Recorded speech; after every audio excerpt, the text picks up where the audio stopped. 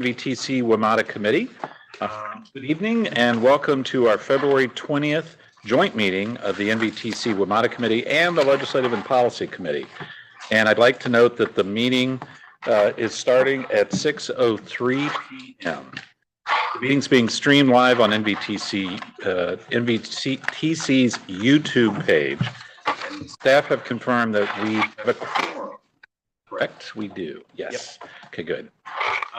And we do have one member participating remotely. I believe Mr. De Ferrante has requested to participate from Arlington County for a personal reason due to a family illness. Can I have a motion to approve Mr. De Ferrante's request to participate remotely?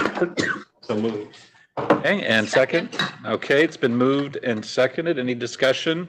All those in favor say aye. Aye. All opposed? That motion carries. And Mr. De Ferrante, welcome. Thank you very much. Okay, fantastic. And I also want to add that we have the Legislative and Policy Committee Chair, Kanika Gary, who's co-chairing tonight's meeting. But first we're going to do the WMATA Committee part. I'm going to pass it off to Chair Gary for the remainder of the meeting.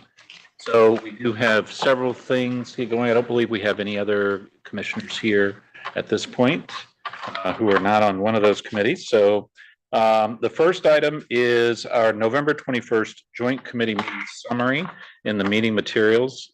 Does anyone have any comments or changes from that summary? Okay, hearing none, the committee considers that summary as accepted. Okay, the next thing we have is our joint committee overview and work plan. So each year we like to start with a refresher on committee roles and responsibilities. And I know some of us who've been doing this a little while to review, but I seem to learn something new every year. So as the WMATA Committee and the Legislative and Policy Committee will likely be meeting together throughout next year's General Assembly session and through the next year's General Assembly session, we will cover each committee's scope and then a joint work plan for the year. In the past, the two committees have met separately, but they met jointly last year. I think it worked out pretty well. So we're planning on doing it again this year, working collaboratively, in particular on the unique transit funding and legislative challenges that have arisen post-pandemic. So Adam and Daniel, I'll hand it over to you guys for going over the WMATA committee scope and other items. Go ahead. Thank you, Chair Alcorn. So again, here you have likely seen this before. I don't believe there are any new members this year on the WMATA committee. So you have seen this before. You can think of this graphic really as each component's basically supporting the item to its left. And so the commission, of course, meets monthly and receives a report from the Virginia members of the WMATA board. The commission also hears each month from the chair of the WMATA committee on the work of the committee from recent meetings. The committee itself is, it typically meets 5 to 6 times each year and provides really a forum to develop recommendations and key policy positions related to WMATA. The best example of that being at the November meeting, of course, we talked about the key transit funding principles that went to the commission for approval in January. The committee also provides direction to staff on the annual report on the performance and condition of WMATA each year. Supporting the commission and the committee is a regional staffing structure that meets as needed to support and receive briefings from the WMATA board members. And these meetings help build consensus on Virginia issues related to Metro. So that's a quick snapshot of the WMATA committee. I'll pass it off to Daniel to cover the legislative policy. Yeah, so similarly with the Legislative and Policy Committee, this group, as you mentioned, Chair will be meeting with the WMATA Committee through the end of the next General Assembly session. The purpose of this committee really is to set a forum for both federal and state policy and those impacts to NVTC. The key responsibility of the Legislative and Policy Committee is to develop an annual legislative agenda for the Commission to review and approve, typically at their November or December meeting. In terms of regional context, it's a little bit more ad hoc than the WMATA committee.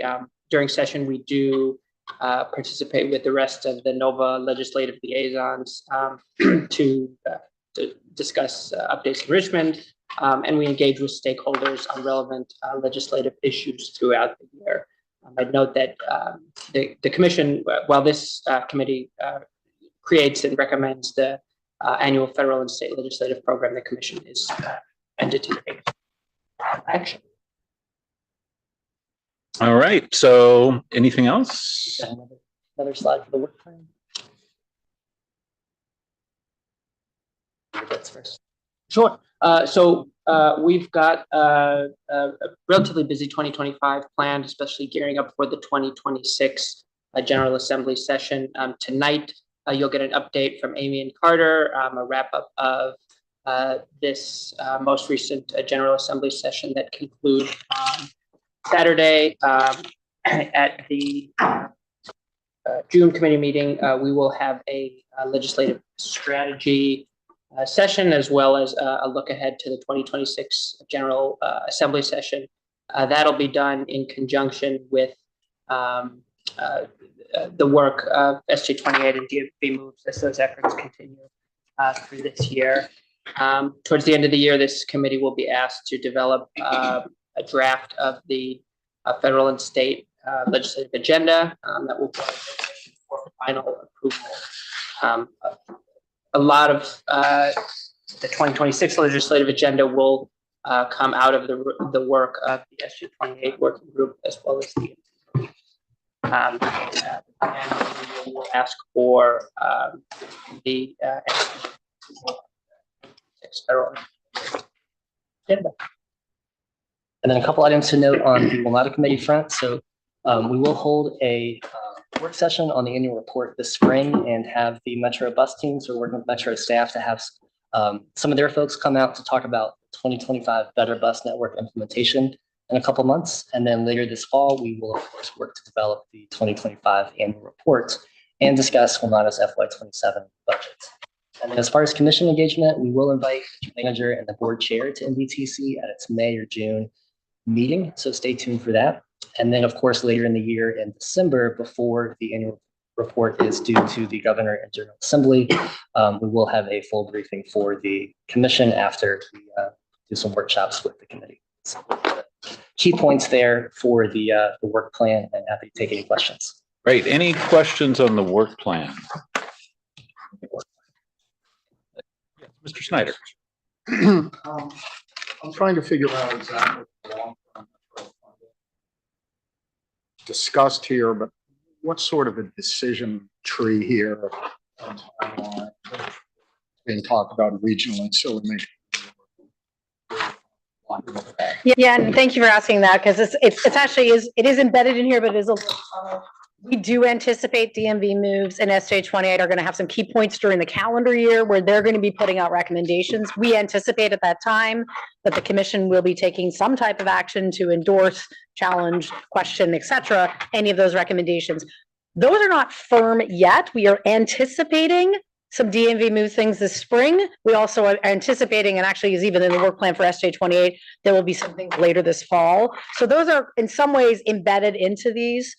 We didn't want to put definitive dates because we do know some of the schedules really depend on sort of how things move, especially on the DMV moves. But it's anticipated that both these joint committees as well as the commission will be moving forward on resolutions, letters, whatever seems to be the right thing at the right time. Okay, so, yeah. Great, thanks. Does that sound right, Mr. Smedberg? Great. All right. Any other questions on the work plan? All right. Thank you very much. Appreciate that. Let's move on. We now have updates. Next is on the WMATA FY 2026 budget. So that process, it continues to move forward. Thank you to the commissioners that did provide input on the draft letter that was circulated by staff earlier this month. And tonight we're going to hear a quick update, actually not from you, but from Adam on the budget and see whether anyone has any questions. So Adam, take it away. Okay, thanks, Rahorn. A quick process update on the Metro budget for FY26. So again, we did submit our comments by the February 10th deadline. We have a link to those comments in the materials, and we could submit those to the commission, of course, before they went to Metro. Next week, or perhaps in early March, Metro staff will present a revised proposed budget and capital improvement program for FY 26 to 31.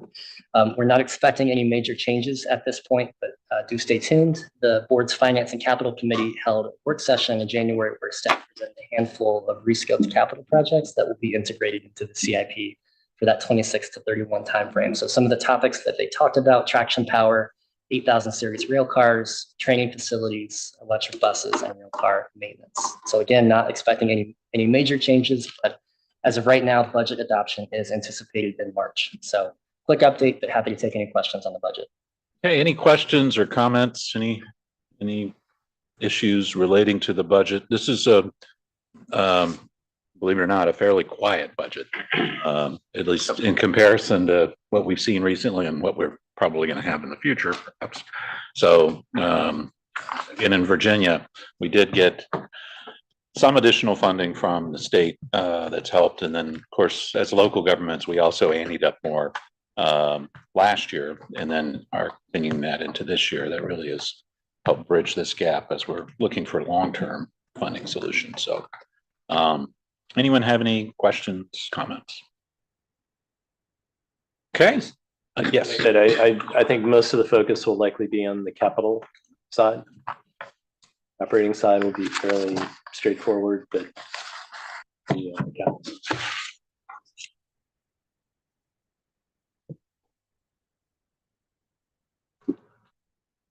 Very good. So stay tuned. All right. Okay. So now I believe that's all we have on the WMATA committee side. So I'm going to turn it over to Chair Aguirre. Thank you, Chair Alcorn. As we're approaching the end of the 2025 session, who better to hear from than our very own Cyber. Well, hello. How are y'all doing? Good. Good. Well, Carter and I are here, and so we're in our two different places because it's snowing and super fun down here. But at the end of session, it's sort of in the long haul. Both the House and the Senate are still on the floor today, going back and forth with their conference reports. So we'll won't spend too much time on the update, but I'm gonna let Carter start with the couple bills that we've been following, and then I'll take over for the VRE part and the FOIA, and then talk quickly about the budget too. So Carter, I'm gonna let you go first. Thank you, Amy. Good to see everybody this evening. It's been a very long session. We didn't have water for a while. We've had snow multiple times, but grateful to see you. We want to start with the Commonwealth Mass Transit Fund. There was two bills, both running the House and Senate concurrently. The House carried by Alex Askew. The Senate was carried by Aaron Rouse. Both of those bills were unsuccessful. We were thankful for that because it would take money that we needed for general transportation funds as well. Both patrons understood that this probably wasn't the time to do this, especially Aaron, considering he is running for lieutenant governor and didn't want to get you guys upset. So both of those bills died. And then also toll relief, same deal there. Obviously, this has been a really big thing that Louise Lucas has wanted to do for many years. Unfortunately, this year, both of those things did not happen. They were both left in appropriations. And we were also happy about that as well for the same reasons for those first bills. But we also had some other bills, surplus broker tax that Amy will go in. But if you have any questions about those two bills, just let me know. Questions? Yeah, so we two bills that we had for VRE that we were following, which were the surplus lines of insurance bills that we had last year and this year. And this year we actually have gotten both those bills through, and they're on the way to the governor, which is great. So those had a much easier path this year after our very small study at the Department of Treasury. So that's gone pretty well. So that will result in about $100,000 worth of savings to VRE every year, not having to pay for that extra tax that they normally would not have paid for. So that's great. Then Senator Eben had a bill, Senate Bill 876, which was a bill that was amending how you post your agendas for meetings. Made it through the Senate. We thought we'd had peace in the Valley between all the groups. And then after it passed the Senate, both Arlington and Fairfax came back with problems with the bill. Senator Eben thought he fixed the problems and made amendments again in the House, and then it was instead tabled and sent to the FOIA Council to be studied. So there's still additional issues that Fairfax brought up. So that'll be something the FOIA Council will be studying for the rest of this year. Hey, Amy, Yes, sorry sir. to cut you off. Mr. Smedberg, Oh, no. at the end, okay. Sorry, go ahead. Oh, no, go ahead. Do you have a question or no? No, guys, that's my fault. Go ahead, Amy. Oh, okay, no problem, sure. And so then the other bills that we were following were just some other ones that are, that were, private companies and providing public transportation services. Those were dealing with sort of some union and, strike issues, and those bills, have passed both the House and the Senate at this point with lots of amendments. But they're not something we were just tracking them and having no position on them. And then, Senator Serval had a bill that was dealing with NVTA and pedestrians and an infrastructure fund, and that bill has not gone through either. So, which is good. I think in a year that we're all going to be looking for funding, we thought that was probably not the best year to do that. Budget came out today, so at 3:55 p.m. we got the conference report for the budget, and the WMATA money was in there. So the $3.3 million that we had asked for was in the budget, is in the final budget. So that's great. So we have sort of, I think, trued up at this point to where we think we're supposed to be for the 2026 numbers. And so we hope that the governor will obviously keep that in the budget as well. And so beyond that, I don't have any other updates. Do you guys have any questions or anything else? Been a quiet transportation year for sure. Thank you, Mr. Chair. Amy, this is Paul Smedberg. Question for you with the developments with Senator Boysko the past week. Any update on the new chair, and is there any concerns on your end for us up here in Northern Virginia, or any change of strategies? I'm sure that it's going to be something we're going to need to discuss. Yeah, I mean, I think obviously it's having her not be a conferee anymore on the budget is an issue, because that we lose our Northern Virginia person as a conferee. So they took her off as a budget conferee as well, and so now they're only down to 5 instead of 6, and that does fluctuate from year to year sometimes too. But that does mean that we don't have a Northern Virginia person on there on the Senate side. We obviously still have Delegate Bulova and Mark Sickles on the House side. We just don't have anybody on the Senate side, which does make it more tricky when they're kind of fighting over issues in conference. And so I think there'll be some questions that we probably need to talk about with SJ 28 and other items with Delegate Boysko no longer being the chair of transportation. She's still on the committee though. So she's still, she's still a senior member of the transportation committee, as well as finance. I mean, she wasn't removed from those two committees. She just lost her chair position on transportation. So. Thank you. Yep, sure. Other questions for Amy and Carter?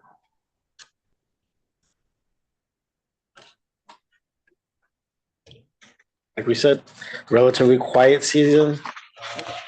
Stays that way through conference, and we don't have any big surprises in the budget amendments. Yeah. Don't foresee that, thankfully. Yep. All right. Yeah. Guys. Thanks so much, Amy. Of course. Our next topic is a standing agenda item for our joint committee meetings, long-term sustainable funding for public transit in Northern Virginia. Several key efforts are underway where NVTC continues to play a critical role. In January, the Commission approved a set of guiding principles for future transit funding. These principles will serve as a foundation for our work moving forward this year as DMV moves, gets closer to a finalized plan, and SJ 28 kicks off its final 4 meetings.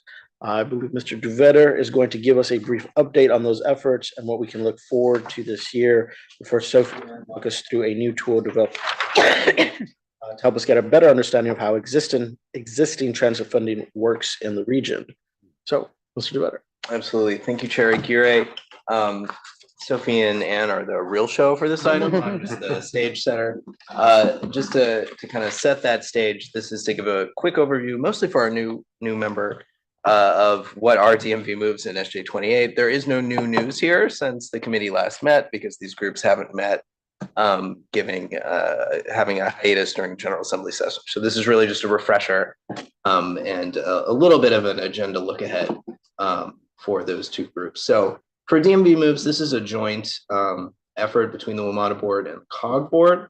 The way I think NVTC staff looks at this is very much a DC, Maryland, Virginia regional approach and kind of conversation and look at the transit needs across the region, really with a lot of focus on WMATA, given the obvious DC, Maryland, Virginia composition of that agency. The task force is really looking at the needs portion as well as potential revenue options. And then there's a much more staff level series of working groups that are looking at a lot of different transit policy and kind of operational considerations. We've got those listed there. It includes fare policy, service guidelines, bus priority. And so those are trying to come up with a more unified customer friendly framework and different actions that those groups can take. So NVTC staff are engaged in those at various levels. And so that's kind of the big picture look at DMV moves. They have come up with a number of scenarios and had, I think, a very good discussion back in the fall about, where does the task force think they want to land, as well as what kind of approach do they want to take to these funding solutions? Is it a framework? Is it a little more a la carte framework? So that's still ongoing. And the task force is scheduled to meet again March 24th. So there are some staff level meetings that will kick up later this month. But this is an ongoing process that I think will iterate quite considerably with potential completion more towards the spring, kind of early summer. I want to add something just because we have two of the members here at the table virtually. Mr. DiFerenti and Mr. Smedberg both sit on DMV moves. Again, that's really for your benefit. Force. Yeah. DMV moves task force. That's good. A lot of groups. Thank you. All right. DMV moves. Next slide. The other one, we have other people. So now kind of zooming in on the Virginia side is SJ28. This is a joint subcommittee of the Virginia General Assembly looking at the growing needs of public transit in Northern Virginia. So this is, as I mentioned, a General Assembly study. There's a number of members of the commission on that group. The subcommittee had 4 meetings in the fall, and we'll have 4 meetings starting in April. Moving into the year ending in November. The subcommittee is both looking at, has developed an expanded list of revenue options, but is also looking at cost containment kind of options, strategies, tools for transit agencies and specifically for WMATA. So it's very much both a revenue and a cost containment conversation. The main action that the subcommittee took in its last meeting in the fall was to identify the expanded list of options to go have staff develop estimates. So what the subcommittee did was advance the 10 sources that NVTC staff looked at several years ago in the Metro Operating Funding and Reform Working Report. Those 10 are listed in an appendix slide in the back of this deck, and came up with 5 additional ones, which are listed here, to explore further. And so this is an area where NVTC staff are providing a great deal of technical assistance to this General Assembly subcommittee. So I just kind of want to be clear about how that interaction works. And the commission did authorize staff to proceed with consultants, which that study is underway to come up with the technical resources. Good technical information back to the subcommittee. There are 3 geographies that these revenue sources will be evaluated at. It's the MVTC district, the PRTC district, and it's statewide, recognizing the funding interplay of all of those geographies and how important they are for transit agencies in the Commonwealth. And then the cadence of the joint subcommittee work plan, there'll be 4 meetings, and it really is set up to get to a November set of recommendations. There is a staff technical working group that will meet in between, and then NVTC staff are also heavily engaged in talking with our jurisdictional counterparts as these efforts proceed. So that's kind of the broad lay of the land. I'm happy to pause if there's any questions, because the next item will be a deep dive into a transit funding guide. Go ahead. Should know the answer to this question, but I don't. I assume at the September meeting, the transit agency long-term needs, that would perhaps be the meeting where a lot of the cost containment ideas and strategies would be discussed. Is that right? I'd have to check the exact work plan, but it's either the 6th or the 7th one. Okay, I know that there's strong intent that I think there's a DRPT $500,000 study. There could be a way that the outcomes of that study can be relayed to the subcommittee. It's something that we're at a staff level we're tracking. okay. Yeah, I just want to make sure that it tracks with what DMV Moves is doing. And that, frankly, I think DMV Moves, at least for WMATA, is going to be taking the lead in terms of looking at Absolutely. it. So I want to make sure the timing works. Yeah, there's a lot of interplay and interaction between the two kind of broad efforts, and I think on the SJ28 side, there's definitely where DMV moves can set the stage, so then go figure out kind of a Virginia answer, but within that broader frame. Great. Yep. Andrew, so my fellow co-chair Charles Allen from DC, and then Randy and Clark, we've been talking. So May 16th, a letter went out recently under Randy and Clark's name. So, pen. May 16th, potentially, just put it on there. And then in a related topic, I guess, not really related, but we're finally moving ahead with this VA study, the Virginia study. So with the governor and the secretary, Jennifer, I think is going to be staff lead on that, or the coordinator on that. So I'll be leading it on our side. It will be independent of everyone. So I think we have every red lines and agreements in place, and so that will be starting as quickly as we can. So, Can you tell me a little bit more about the Virginia study? What is it? it's a little more of a forensic, high-level overview of what's going on in WMATA. Are there opportunities for cost containment, efficiencies, things like that, and seeing things, just doing a check to see how things are going. And all the changes that have It been was made. last year's budget. Is that fair, Jen? Yeah, that's, If I could just to find some clarification, so the budget, the governor's budget last year directed $500,000 to go to study these sort of cost containment and things at WMATA, money going through DRPT, but to be doing an independent study. And so the agreements are in place to make that happen now, correct? Enough studies. Yep. Mr. Chair. Us or to whom? That's a good question. I think it'd be. Yeah, I'm assuming they'd be public. Yeah, public. What's this? Jennifer, I'm trying to think of the agreement. I got you next, Matt. it goes to SJ28 first. Yeah, yeah, It'll also be presented at the level. yeah. We can obviously put it on the agenda as appropriate for the commission. I'm just trying to get the different pieces and the different studies together. I know Yep. CE is coordinating it all, but I mean, the challenge is going to be getting someone who doesn't have a conflict of interest. Yeah, you could argue as everyone basically, but yeah. I'm gonna go to Matt, and then if anybody else has a question, Mr. DeFronte. Thank you, Mr. Chair. I guess along the lines of Walter's question, and I'm glad we kind of addressed the cost containment piece, but it seems like SJ28 really ought to, if it is live, the last DMV Moves meeting, there was some discussion that I think there's probably, 10 minutes of that conversation that I think is really important for SJ28 to know as they start their March and April meetings.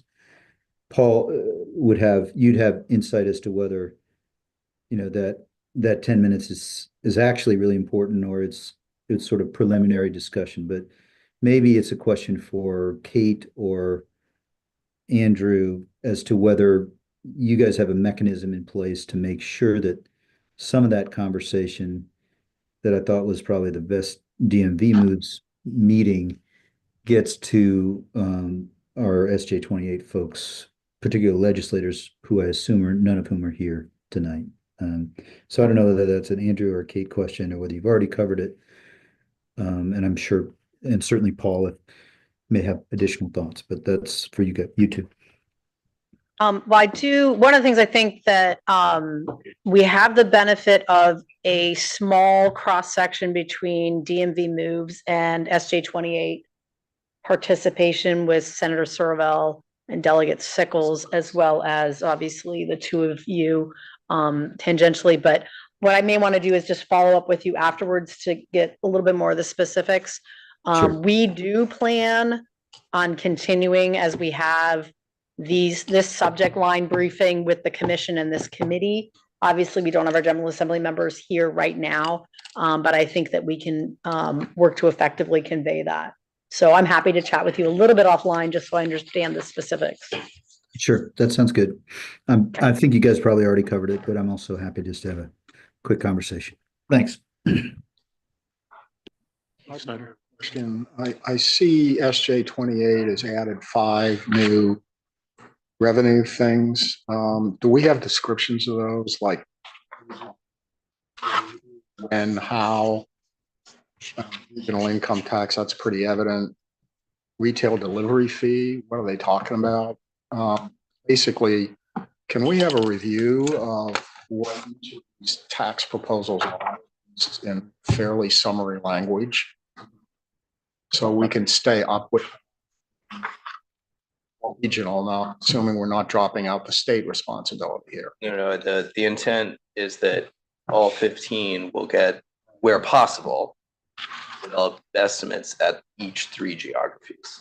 Might be helpful to sort of pull it together somehow in some With usable. all, Gene, I would think. Because at some point, we'll have to make some decisions among these, and the earlier we know what the different components are, the better our decision, I think, will be. Absolutely. And I think for the evaluation, this is something Anne is at a technical level working with the consultant team, but yeah, we'll come up with something. Great, I appreciate it. Thanks. Thank you, Mr. Chair, just on that, I know in the SJ 28 subcommittee, there was some discussion about these and even 1 or 2 others potentially. But I know one of the issues is the viability of actually implementing any of these is one of the consideration. I think one of the things the consultant's going to be, but obviously that's going to need to come back to this group too for discussion. We get to that point. Thanks. Any other questions, comments, concerns? Sorry, Chair Gure, it's one more. Go ahead. Because I think of course, we have to work on sustainability regardless, but I do think that there's our commission and this joint committee might want to be aware over the coming months of what I'm guessing the Metro board probably sees on I would guess, or Randy sees on a weekly basis, which is some data about fob swipes in DC, because it seems way premature with all of the changes with the administration, but that data would seem to me to be useful to us, every 2 months or every month, just so that we are a little bit aware, because multiple funding streams, might be necessary, but how much is sort of seems a little bit could be a little bit impacted by return to office in DC with respect to Metro. So I don't know if Paul, if that's something you're seeing, and I'd be curious if Kate or Andrew or folks on the table think that data, not necessarily that we would have to be presented it every time, but the big picture on that data would seem to me helpful to us at commission meetings over the next 6 months. And I don't know if folks have thoughts on that. Yeah, I mean, we could easily get that. It's on the website if you dig a little bit. Okay. But it's public. So, Got it. and I could easily do that. And the talking points. Yeah, I think I'm advocating for Every month, Matt, it's going up, and we have seen a spike. Red line in particular is crowded. and we have mini orange crushes again. And so, no, That's great. it's, And we need to figure out a silver line equivalent for Orange Crush. I don't think anybody. no. Silver tsunami. There we go. There you go. That's it. Got it. Copyright. It is, and then, Dulles and National, the numbers, just continue. Great. Just have a question on slide 12, slide 12 with the 5 additional sources. So did was the SJ 28 committee members suggested those sources? Where did they come from? A mixture. Some were generated at a staff level by the technical team. Some were suggested by SJ 28 members in kind of preview meetings, and then that's this is the list that came out of SJ 28 at their last meeting. Yeah, and again, this is additional. So there's 10 that are probably the more obvious ones, I will say. Yeah. But I seem to recall in our working group work, some discussion about some of these 5. Yes. So were all of these 5 evaluated by our working group and then we settled on 10? Or some of the 5 were evaluated by the working group and we settled on the 10? Yeah, so for the benefit of Commissioner Coffey, NVTC looked at us. We did a staff level study a couple years ago. It was kind of looked at a number of revenue sources. I believe income and motor vehicle rental were qualitatively evaluated, as well as I think up to 41 total. And so yeah, those at least did not make the original 10 in that first cut.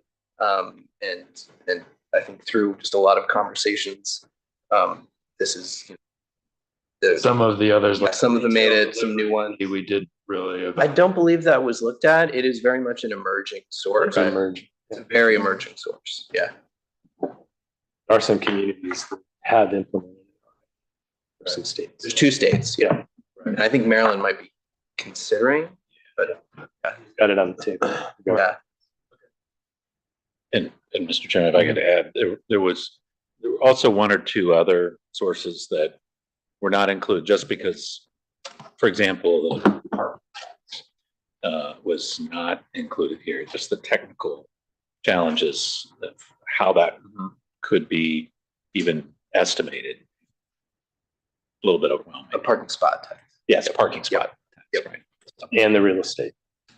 Right. Yeah, we didn't have. You That's right, which I very vocal on. I did argue against that. Yes.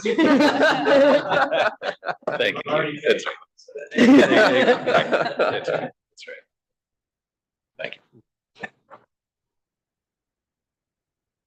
If I could, I always feel the need to say this in sort of a public environment. As a reminder, SJ 28 is an independent body. These are not NVTC. There's no recommendation that's coming from this body at this moment in time as to what's being studied. This is what the SJ 28 Legislative Committee has decided.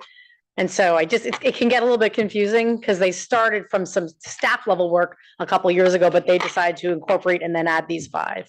So again, insofar that SJ 28 may come up with recommendations, it is likely that we have the commission has an opportunity as a body to take positions on those recommendations that come out of SJ 28. But for instance, like some of the real estate things, they did listen to Mr. Alcorn and others who, are concerned about that kind of approach and given how we're funded and all that kind of stuff. So they did listen. There were a few that were put on. So yeah, and I think it is a good thing for, I guess, us to consider as much as possible some of these things that may come up at SJ 28 to have discussions in this group, before it goes. And I think that's the intent. Yes. As well. So, as much as possible, we'll talk about it here, then at SJ 28. And because frankly, I need, as the NVTC rep on SJ 28, I need your guidance. I need, the commission's guidance on some of these things, particularly as we start to get into some of the real policy things. Not to hide behind anybody, Mr. Schneider.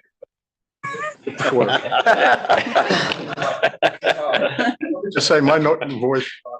Fairfax counties, but I have issues with the I-66. Understood. On the record. Fair enough. Understood. Yeah, I mean, this is my first meeting, first time seeing this, but I would have a lot of concerns about that as well, especially without traffic impact analysis for our side streets on Arlington County.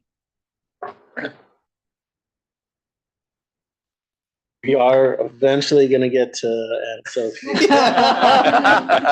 And I think now might be a good time. Okay, yeah. Jump over. Andrew said he would be brief, and I will be brief. And I will just cue up Sophie a little bit, but I think what this conversation has demonstrated is that funding and what funding sources there are and all of those things have been topic of conversation in the past year and will certainly be a topic of conversation in the year to come. And what we kind of discovered through the previous year is that in all of these conversations, it would be helpful to have a source to go to that serves as a somewhat easily digestible information guide on how transit is funded right now in Northern Virginia, before we talk about how it might be funded in the future. And so that's what Sophie's going to walk us through. And this is really kind of the first step. We intend to be rolling out other things as the year goes on, basically to just add to this resource that is on our website, so that it's available to everyone, whoever is interested. So with that, I'll turn it over to Sophie. Thank you. Yeah, so we can just stay right on this. Tenley. Anne said kind of we wanted to make a guide because things are really complicated funding, and we wanted something really accessible. So we made a guide.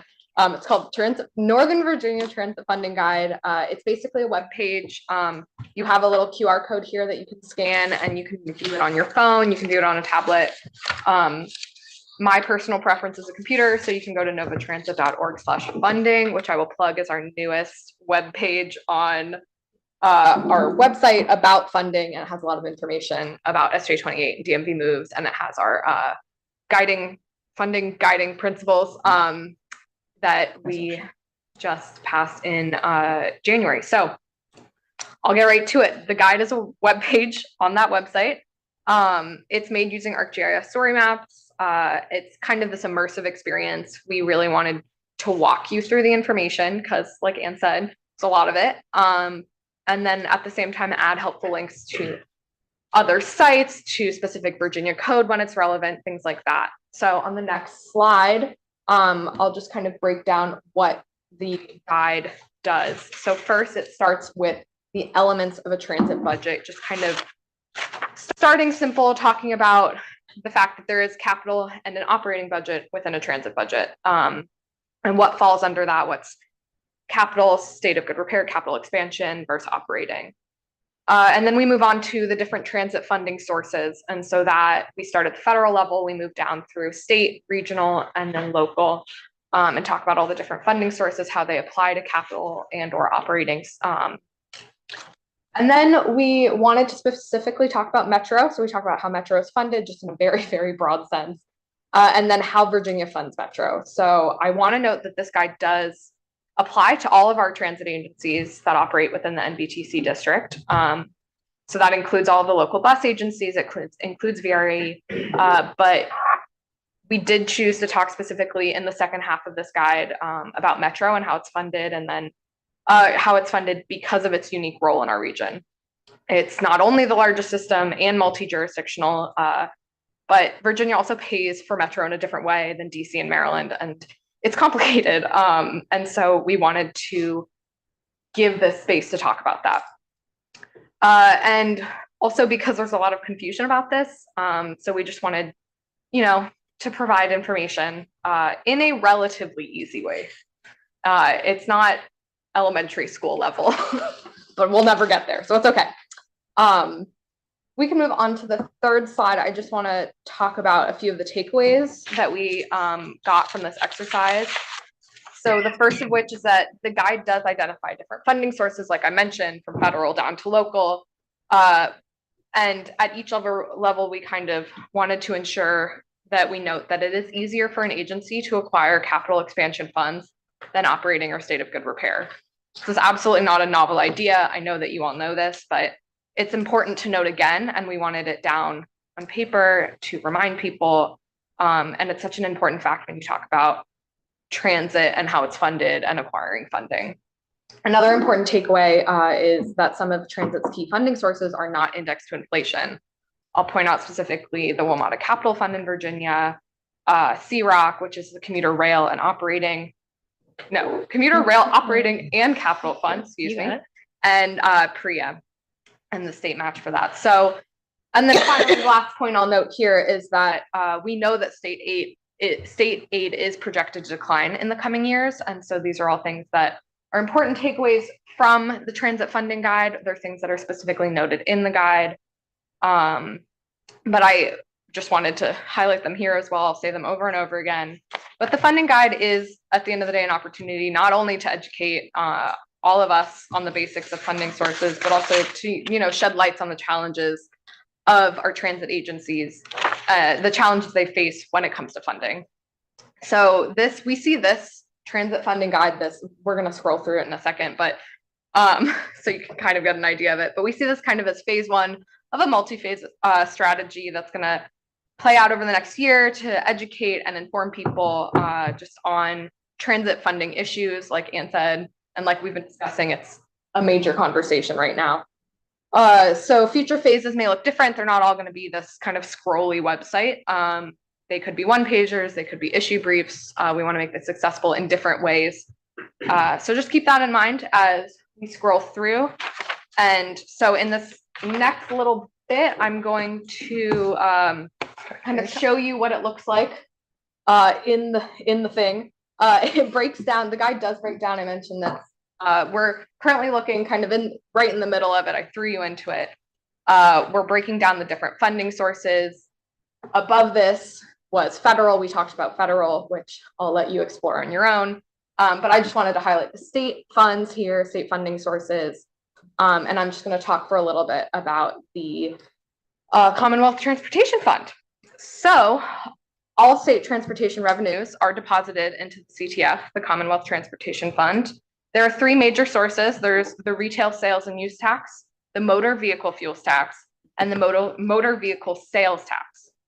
There are also 9 smaller revenue sources that make up actually nearly 20%, I believe it's 17% of CTF revenues. So I just want to point that out because the CTF is not reliant on just one revenue source. It's not even reliant on 3. It's reliant on 12.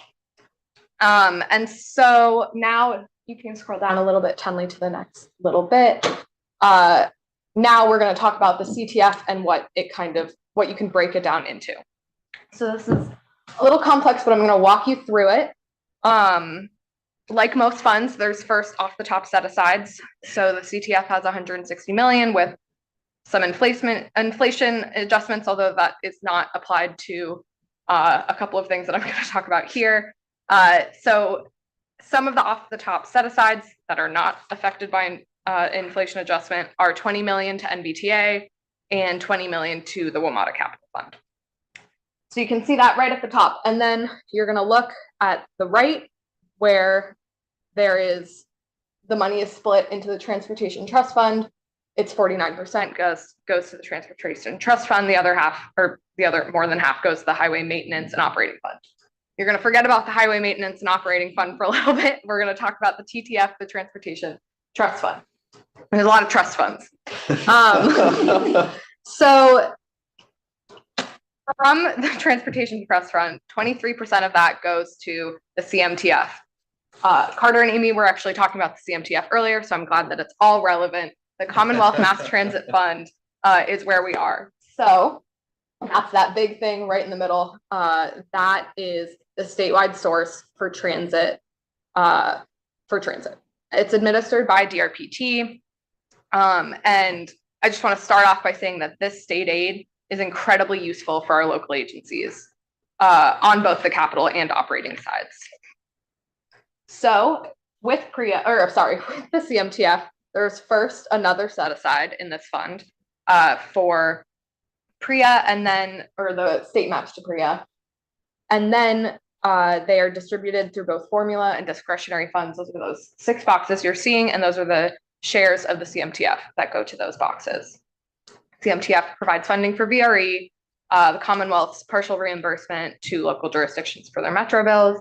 And then if you scroll a little bit more, Tenley, you'll see I want to highlight specifically merit and trip programs that are, of course, within CMTF, so administered by DRPT. You've probably heard of merit and trip before.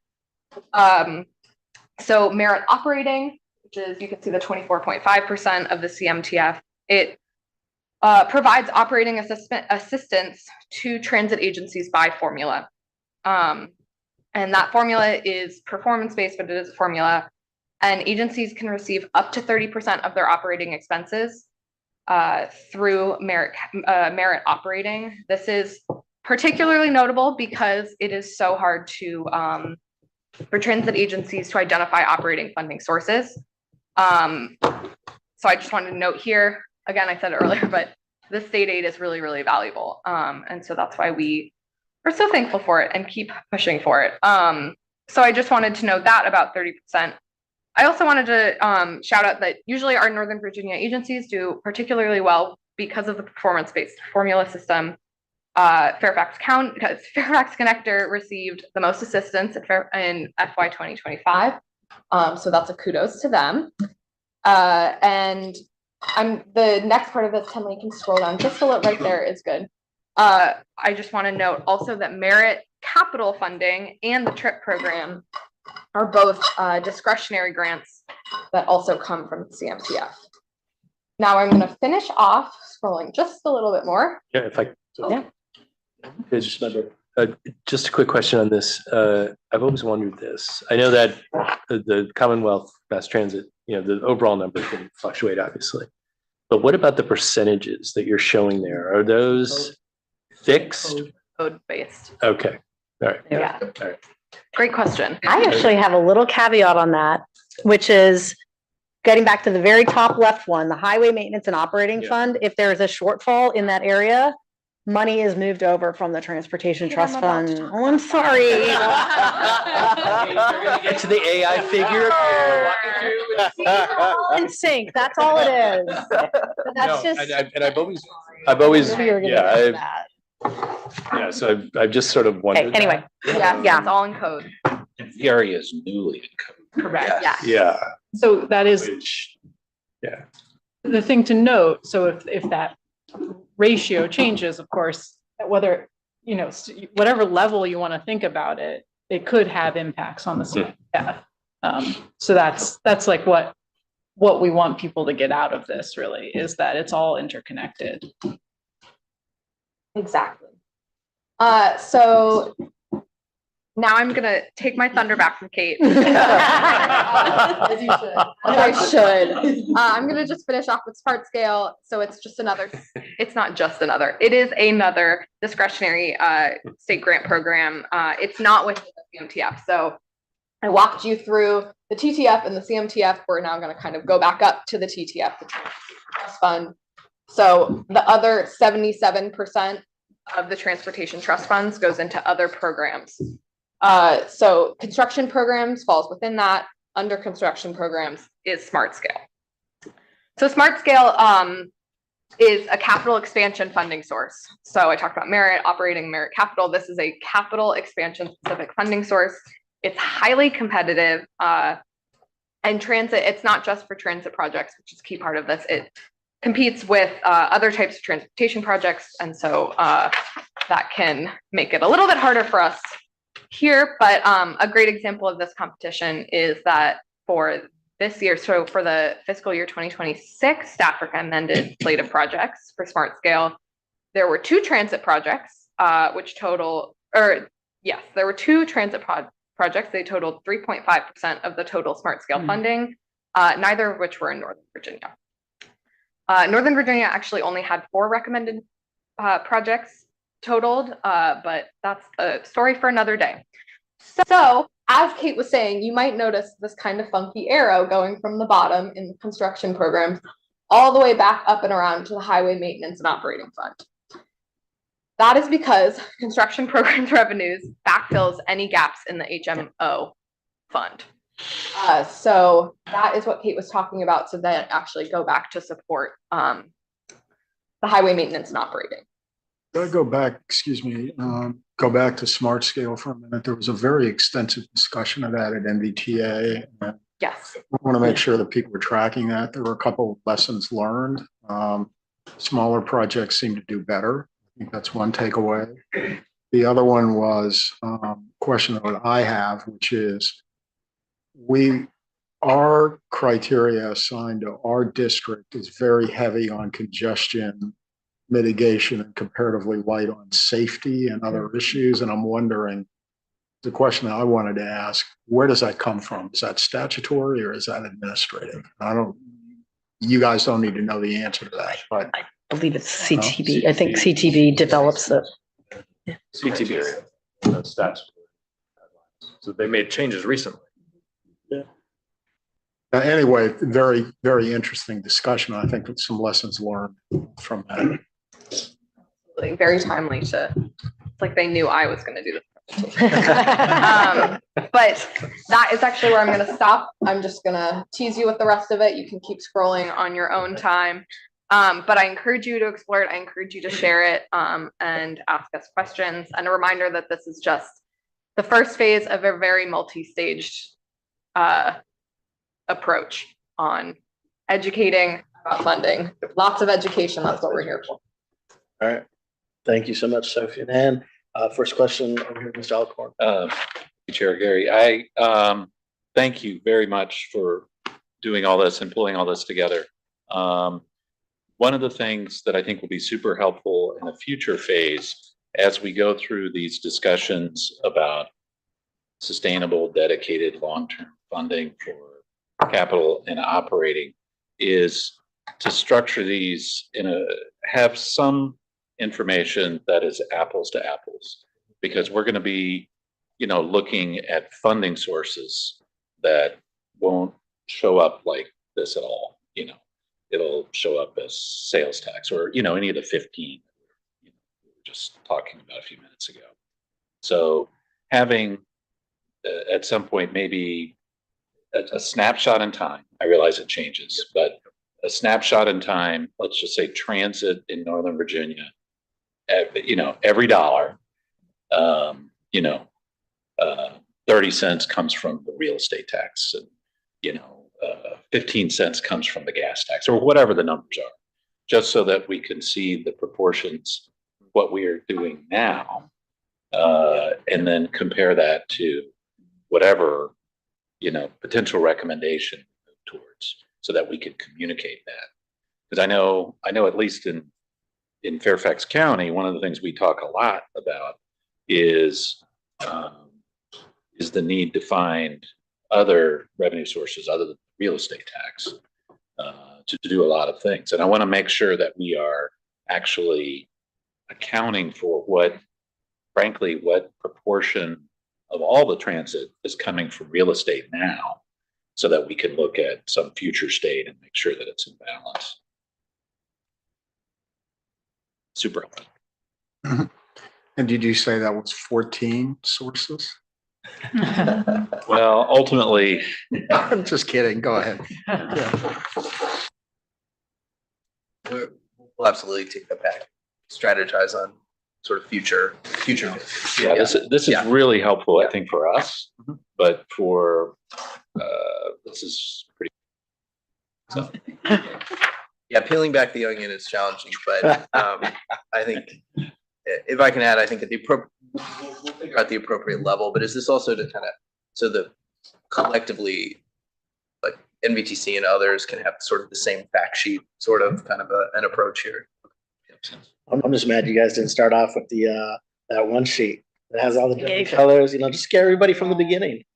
Still on our website. That's all inspired by that. That actually, it's well, I can see the components that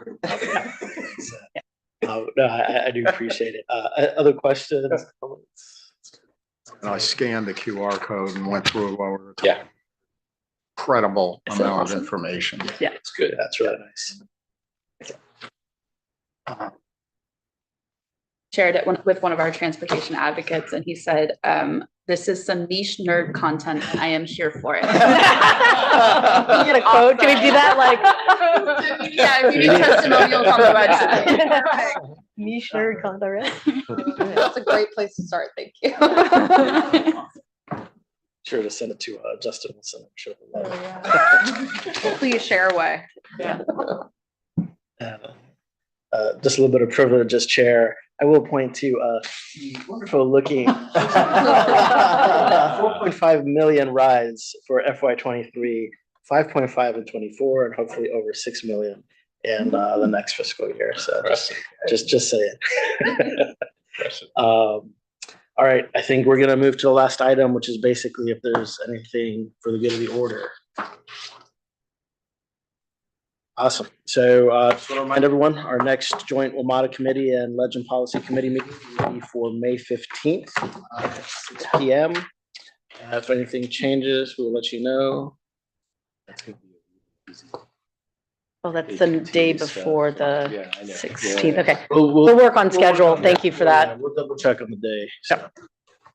I mean, just an FYI, don't. You know, it's the day before the big DMV moves. Well, and then you've got.